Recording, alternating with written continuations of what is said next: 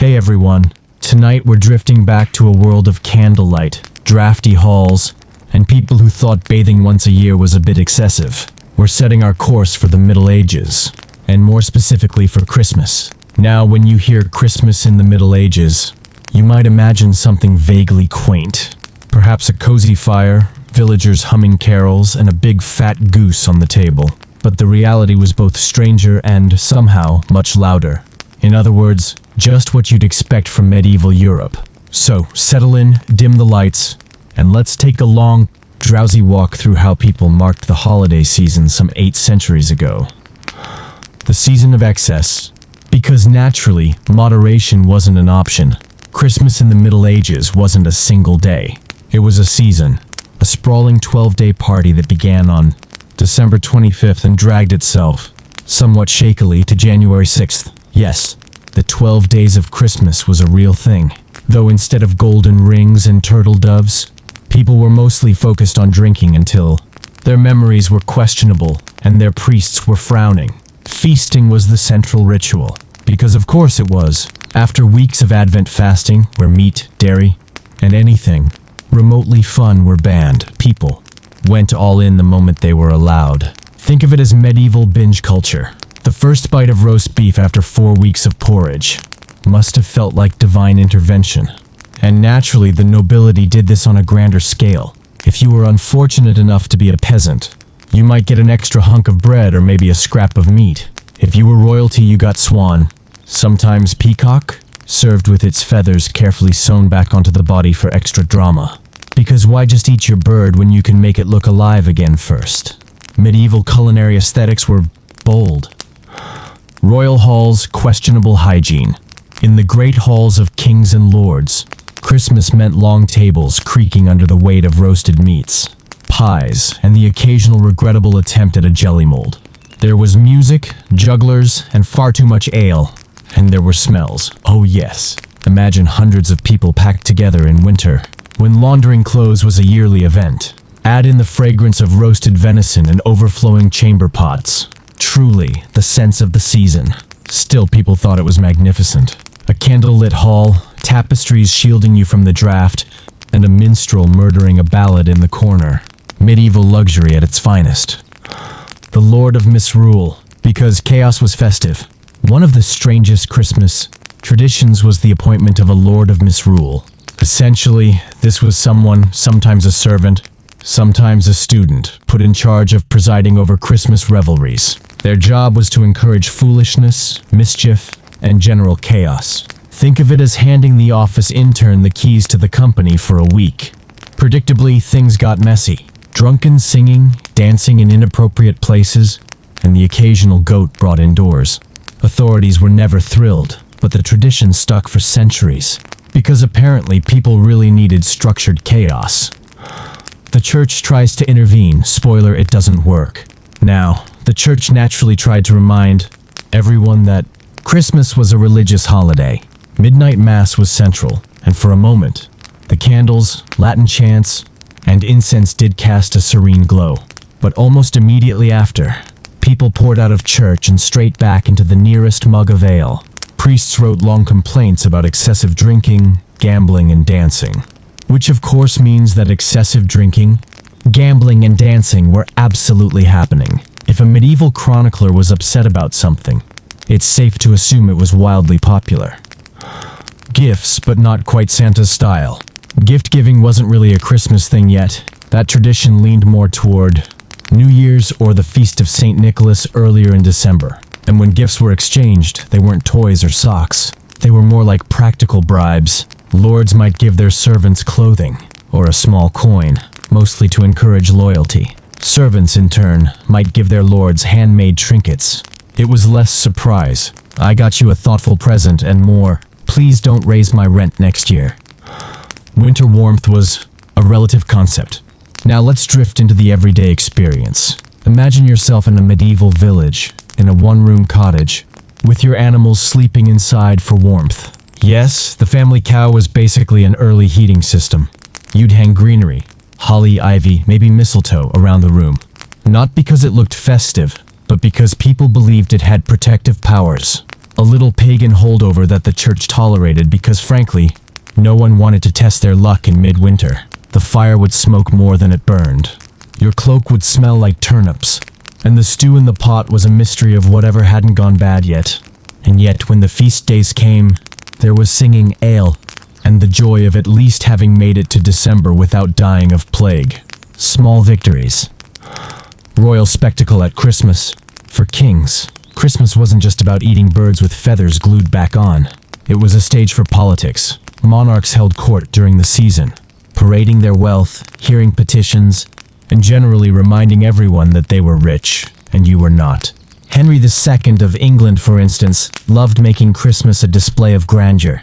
One chronicler noted his Christmas court in 1171 was so lavish, it bankrupted a few unlucky nobles who tried to keep up, because nothing says peace on earth like your feudal overlord flexing his swan budget. And naturally, the weather was miserable. We can't forget the backdrop. Bitter cold, smoky halls, and travel that was often impossible. Snow might look romantic in a Christmas card, but in the 13th century, it mostly meant, you're not leaving this village for 3 months, which explains why Christmas festivities were so stretched out. Once people gathered, they stayed put. And if you were trapped with your in-laws for 12 days straight, well, that explains the drinking. So that's where we'll pause for now. We've drifted through medieval feasts, chaotic misrule, and the peculiar joy of eating swan in a feather coat. In the next part, we'll wander further into the halls of kings and queens, and look at how specific monarchs managed or failed spectacularly to celebrate the season with dignity. So, let's drift over now from the smoky village cottages to the drafty palaces of Europe's ruling class. If Christmas was a time of feasting for common folk, it was, well, still a time of feasting for kings and queens, but with the added spice of political theater, dynastic bickering, and the occasional flaming temper tantrum. Because if you give medieval monarchs food, drink, and an audience, they were going to make it all about them, naturally. William the Conqueror's awkward coronation. Our first stop, England. Specifically, Westminster Abbey, Christmas Day, in the year 1066, a date that school children are forced to memorize and most adults vaguely recall as something about Hastings, William of Normandy, better known as the Conqueror, because the reasonably successful invader doesn't roll off the tongue, was being crowned King of England. The coronation just happened to fall on Christmas. A nice way of saying happy holidays, you're now my subjects. The ceremony inside the abbey went as expected. But outside, things got a little messy. The English crowd was restless. The Norman soldiers standing guard were jumpy when the people shouted their acclamation, basically yelling, "Long live the king." The soldiers thought it was a riot. Naturally, they set a few buildings on fire because why not? So, William's first Christmas in England included being crowned, while smoke and flames rose outside. A festive start. Nothing says peace on earth like an accidental arson at your coronation. King John's merry sulking. Let's drift forward to King John. Yes, that King John, the villain of Robin Hood stories. He was, to put it gently, not a people person. Christmas for him was less about joy and more about sulking in style. Chroniclers note that John held Christmas feasts, but they were overshadowed by his paranoia. He spent half the time worrying about plots against him, and the other half making his nobles miserable with taxes. His Christmas gifts were usually demands for more money. It was the medieval equivalent of handing out IOUs and calling it generosity. By the end of his reign, John was so unpopular that even his Christmas tables seemed gloomy, which is saying something, given that the tables were covered in venison pies, roasted swan, and endless ale. It's hard to make a feast depressing, but John managed. Truly a gift. Edward III's golden flecks. Not every royal Christmas was grim. Some were designed to dazzle. Take Edward III in the 14th century. He was very keen on making sure everyone knew he was rich, powerful, and not at all insecure. One of his Christmas feasts was so elaborate that the chroniclers practically ran out of adjectives. Gold plates, jewel-studded goblets, and a menu that looked less like a dinner and more like a hunting catalog. Deer, boar, peacock. Basically, if it had once moved, it was on the table. But Edward wasn't just showing off food. He used Christmas as a political stage. bringing nobles together, settling or inflaming disputes, and reminding foreign envoys that England had more swans than they did. It was power dressed up as holiday cheer. Richard II's supersized dinner. Then there was Richard II, who might hold the record for the most over-the-top Christmas in English history. In 1398, he threw a feast at Westminster Hall that makes modern buffets look like amateur hour. Chroniclers claim the kitchen served something like 28 oxen, 300 sheep, and countless geese, hens, and pigeons. And here's the thing, Richard wasn't even popular. The kingdom was on the edge of revolt, but he decided what the people really needed was for him to eat a small farm's worth of animals in one sitting. Naturally, this did not improve his image. If anything, it confirmed that he was out of touch, extravagant and slightly unhinged. But at least his guests didn't leave hungry, unless, of course, they were peasants who weren't invited. French festivities, Charles VI, the unstable host. Now, if you think English monarchs had odd Christmases, let's drift across the channel to France. Charles VI, also known as Charles the Mad, brings a special flair to the season. Charles had a tendency to lose his grip on reality. Sometimes he believed he was made of glass. At other times, he refused to let people touch him in case he shattered. Naturally, hosting Christmas in this state was complicated. Accounts suggest that his feast continued, because the machinery of court rolled on without him. But imagine the atmosphere. Nobles trying to eat their goose while politely ignoring the fact that their king was in the corner, insisting he'd break if anyone bumped him. Truly the spirit of Noel. The papal angle, Rome's Christmas spectacle. Christmas wasn't just about kings. The popes in Rome also knew how to make a seasonal statement. Midnight Mass at St. Peter's was the pinnacle of religious ceremony. But outside the church walls, the city often erupted into drunken revelry. Popes alternated between tolerating this and furiously condemning it, which, as you can guess, had no effect whatsoever. Medieval Romans were not about to give up their chance to party, even if the Pope himself told them to stop. Especially if the Pope told them to stop. Scandinavian simplicity with a side of mead. If we drift northward to medieval Scandinavia, we find a slightly different tone. The Christmas season there merged with older pagan Yule traditions. Feasting was still central, but the vibe leaned more towards storytelling, drinking mead, and trying not to freeze to death. Kings of Norway and Denmark used Christmas to gather their nobles, settle disputes, and, inevitably, drink enough to forget the disputes again. The sagas don't describe swan feasts so much as endless ale horns being passed around until the line between diplomacy and karaoke blurred. So as we drift to the end of this part, the picture of royal Christmas becomes clear, lavish, political, occasionally deranged, and always a little too much. Whether it was William's accidental arson, John's sulking, or Charles VI thinking he might shatter into pieces, the holiday season was rarely dull in a medieval palace. In the next stretch, we'll wander into the traditions of the wider public again, the carols, the games, and the strange little rituals that filled the long, dark nights of December. Because while kings were busy showing off their swans, everyone else was just trying to have a bit of fun before the new year rolled around. We've wandered through feasts, kings, and coronations gone wrong. So now, let's step back from the drafty royal halls and drift into the villages, towns, and small gatherings where most medieval people actually lived their Christmas. And here, the season wasn't about jeweled goblets or peacocks in disguise. It was about surviving winter, making a bit of merriment where you could, and occasionally annoying the local priest with your idea of holiday cheer.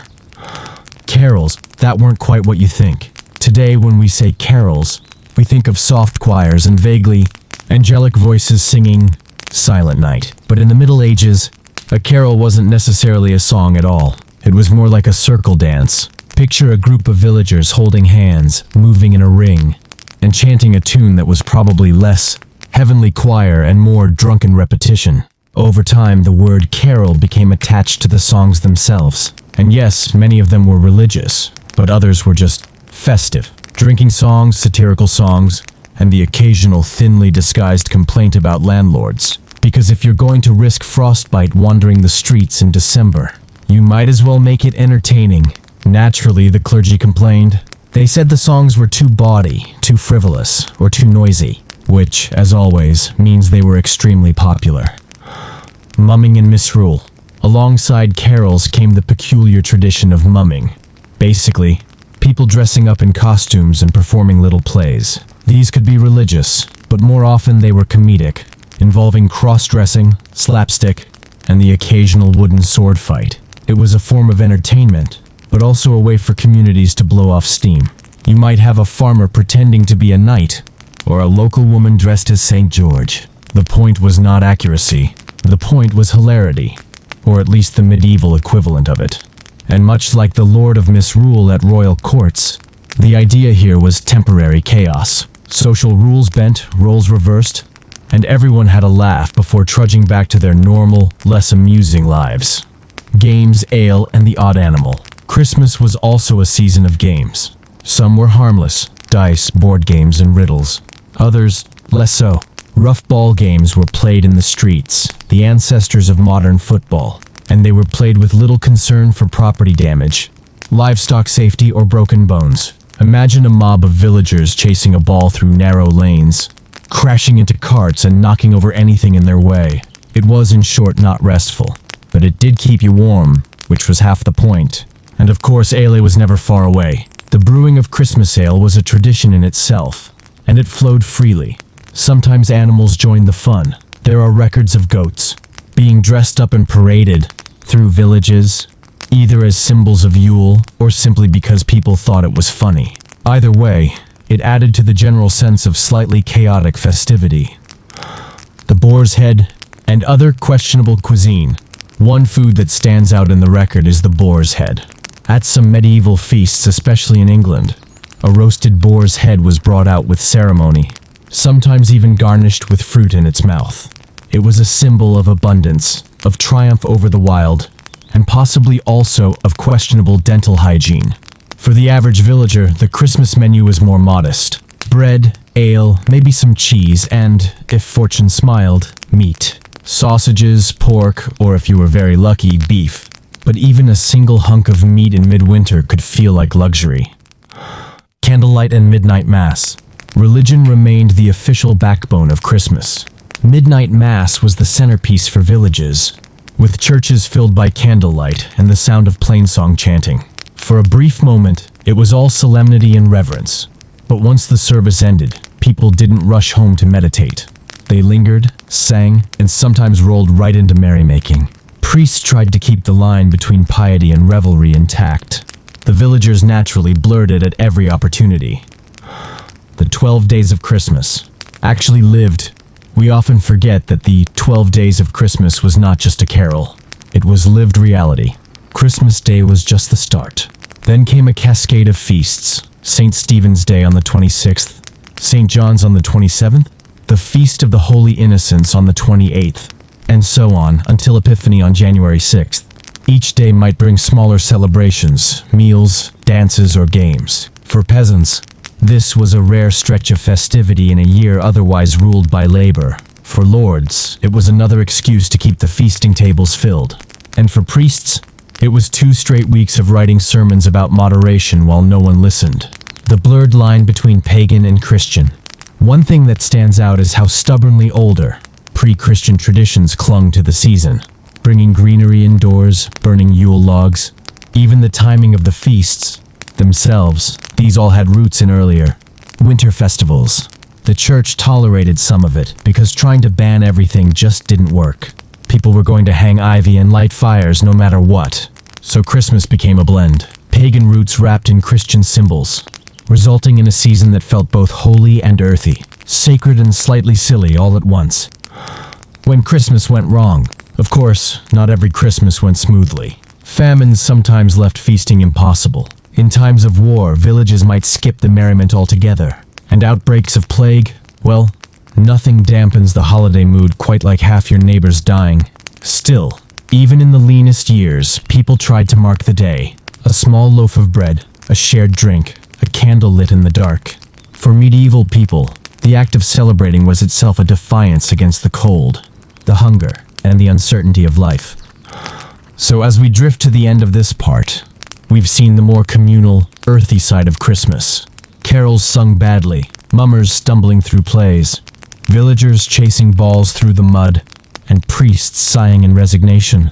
In the next part, we'll wander into the deeper oddities, the legal customs, the strange superstitions, and the ways Christmas was used not just for fun, but as a tool of power and control.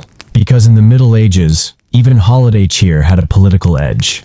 By now, you might be picturing medieval Christmas as one long buffet line, interrupted by the occasional drunken carol, which is fair. But the season also had deeper currents, legal customs, strange beliefs, and the ever-present hand of politics. Because if there's one thing the Middle Ages did well, it was turning any excuse for joy into another arena for control. The legal pause. Courts closed, debts forgotten, temporarily. One curious feature of the season was the idea of a legal truce. In many places, law courts suspended activity during the 12 days of Christmas. Trials paused, fines were delayed, and debts weren't collected. The theory was that Christmas should be free of strife. The practice was a bit more cynical. Rich debtors loved this rule because it gave them a brief window to avoid angry creditors. Poor debtors liked it too, because it meant their landlord had to wait until January to harass them. In effect, Christmas became the one time of year when everyone agreed to pretend money didn't exist. Of course, come January 7th, all the bills came crashing back. But for 12 days, peasants could breathe a little easier, and nobles could drink without being sued. A win-win in the loosest sense.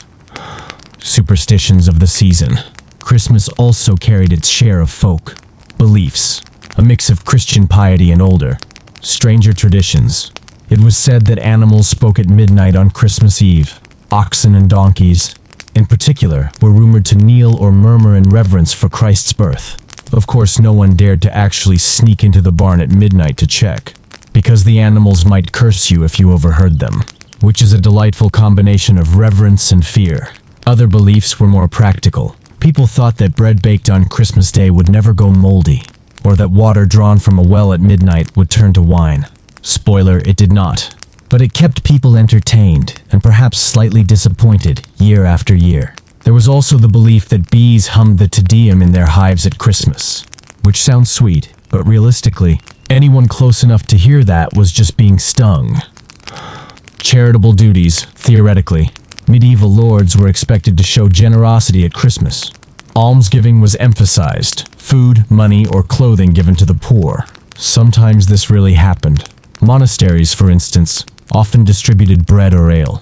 Lords might invite peasants to their hall for a communal feast. Other times it was mostly symbolic. A lord would toss a few coins to beggars outside the church and call it a day. Still, the expectation was there, and peasants looked to Christmas as one of the rare times they might actually benefit from noble guilt.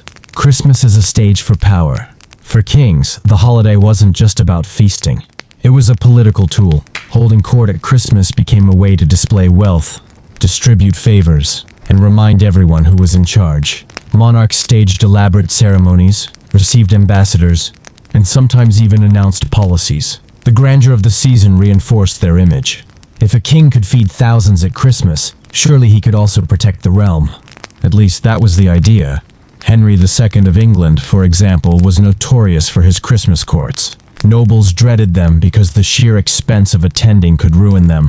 But refusing to show up was worse. It was a season of enforced loyalty, wrapped in swan feathers and golden goblets. The church's ever-present shadow. The church naturally tried to keep control of the season.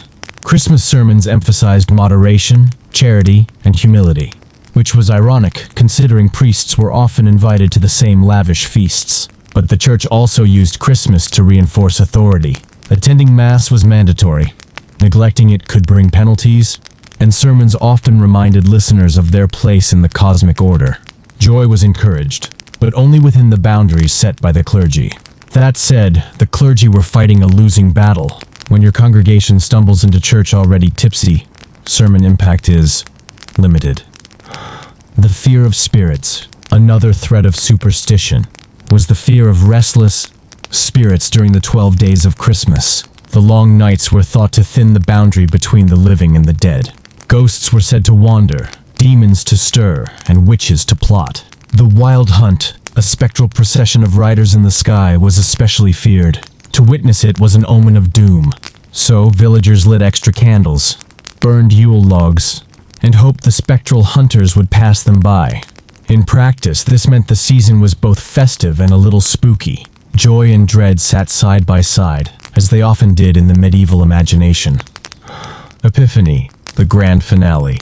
The season culminated with Epiphany, on January 6th, celebrating the visit of the Magi to the Christ child. For many, this was the high point, marked by special masses, more feasting, and sometimes the distribution of symbolic gifts. In some places, a cake was baked with a bean hidden inside. Whoever found the bean became the king or queen of the feast, presiding over the merriment. This playful custom echoed the Lord of Misrule, another little burst of chaos before normal life resumed. And then, just like that, it ended. The decorations came down, the courts reopened, debts were collected, and villagers trudged back to the fields. The long, cold stretch of January and February loomed, with little to look forward to until spring. So as we drift out of this part, we've seen how Christmas was more than just food and song. It was a season of superstition, temporary mercy, and carefully staged displays of power. In the next part, we'll wander into the sensory world, the sights, sounds, and smells of Christmas in the Middle Ages. Because if you thought it was all candlelight and carols, well, let's just say the aromas tell a different story. When you imagine Christmas today, you might picture twinkling lights, soft music, and the comforting smell of pine and gingerbread. Medieval Christmas was a bit different. Let's drift into the sensory experience. The look of Christmas. Visually, Christmas in the Middle Ages was dim but colorful. Churches and homes were decorated with greenery, holly, ivy, and mistletoe. No Christmas trees yet, at least not in most of Europe. Those came later. Candles glowed in churches, giving the interiors a warm, flickering light. For villagers used to pitch-dark winter nights, the sight of a fully lit church must have been dazzling. The smoke, less so. Medieval candles were often made of tallow, which burned unevenly and smelled faintly of, well, cow. But at least it was light. In noble halls, decorations went further. Tapestries were hung to keep out drafts, tables piled high with food, and performers added spectacle with bright costumes. Think less tasteful minimalism and more overstuffed theater production. The sounds. Carols filled the streets, sometimes tuneful, often less so. Bells rang from churches marking feast days. In noble courts, minstrels played lutes, harps, or pipes. The soundscape was lively, varied, and occasionally headache-inducing. Add to that the shouts of villagers playing games, the laughter of revelers, and the crackle of fires. Medieval Christmas wasn't quiet. It was loud, bustling, and communal. The smells. And then, the smells. Oh yes, this was not the peppermint and cinnamon season we imagine today. In a peasant's cottage, the dominant smell was smoke. Open hearths filled the air with it, seeping into clothing and hair. Mix that with the scent of animals, since cows, pigs, and chickens often shared the living space, and you get the authentic aroma of Christmas past. In noble halls, the smells were richer, but not necessarily better. Roasting meat filled the air, along with spices like cinnamon, ginger, and cloves, luxuries imported at great expense. But you also had hundreds of unwashed bodies packed into a hall, chamber pots being used a little too close to the festivities, and rushes on the floor that hadn't been changed in months. The result? A perfume that was festive in its own pungent way. Taste. Food was central to the sensory experience. For the wealthy, it was a parade of flavors. Roasted meats, pies, spiced wines, and sweetmeats. Sugar was rare and expensive, so when it appeared, it was flaunted. For peasants, the tastes were simpler but no less important. Ale brewed strong, bread baked fresh, and meat, any meat, treasured as a rare indulgence. Even a sausage could taste like heaven when you'd been eating. Thin pottage for weeks. So, as we drift through this sensory landscape, it's clear that Christmas in the Middle Ages was immersive. It looked lively, sounded noisy, smelled smoky, and tasted, if you were lucky, of spice and roast meat. In the next part, we'll meander into comparisons. How medieval Christmas set the stage for traditions that survived, changed, or disappeared entirely in later centuries. So as we drift onward, let's take a step back and see how much of what we wandered through still lingers in the Christmas season today, and how much has quietly vanished, leaving only faint traces in memory or song. The 12 days shrink. In the Middle Ages, Christmas stretched lazily across nearly 2 weeks. Today, for most people, it's one day, maybe a weekend. If you're lucky, before everyone is back at work and arguing about returns. The long medieval season shrank over time, partly because of industrialization, partly because people grew less patient, and partly because no modern employer is going to let you disappear into merriment for 12 straight days. But traces remain. New Year's celebrations, Epiphany traditions in some countries, and the stubborn persistence of the 12 Days of Christmas Carol, which nobody actually sings all the way through unless forced. Carols evolve. The noisy, often chaotic, carols of medieval villages transformed into more refined music by the Renaissance. Today, the word carol brings to mind polished choirs, but their roots are in those circles of dancers stamping their feet in frozen mud, trying to stay warm while yelling rhymes at the night sky. Every time you hear "Deck the Halls," you're faintly echoing those medieval dancers, though probably with fewer goats wandering around. Mumming survives in fragments. The mummers' plays, those odd, costumed performances of St. George, dragons, and slapstick sword fights, largely faded but survived in rural folk traditions. Even now, in a few corners of Britain and Ireland, you can still find echoes of mumming at Christmas time. The costumes are different, the audience is bemused, but the idea of turning the world upside down for a laugh still lingers. Feasts become dinners. Medieval nobles turned Christmas into a spectacle of gluttony. Today we still gather for feasts, though perhaps not with roasted swans and full-feather regalia. Turkeys, geese, and hams stand in for the medieval parade of animals. The principle is the same. Eat as much as possible, preferably more than you should, and then regret it quietly. And the humble boar's head? Still paraded in certain Oxford ceremonies. Because apparently, some traditions refuse to die no matter how impractical they are. The ghost of the Lord of Misrule, the medieval Lord of Misrule, encouraging chaos and nonsense, didn't survive intact. But you can catch glimpses of him in later traditions. The carnival spirit, the festive inversion of order, even the office Christmas party where the intern sings karaoke. The impulse to let go of hierarchy, even briefly, remains hardwired. The blending of sacred and secular. Perhaps the deepest legacy is the mixture itself. Christmas is both holy day and holiday.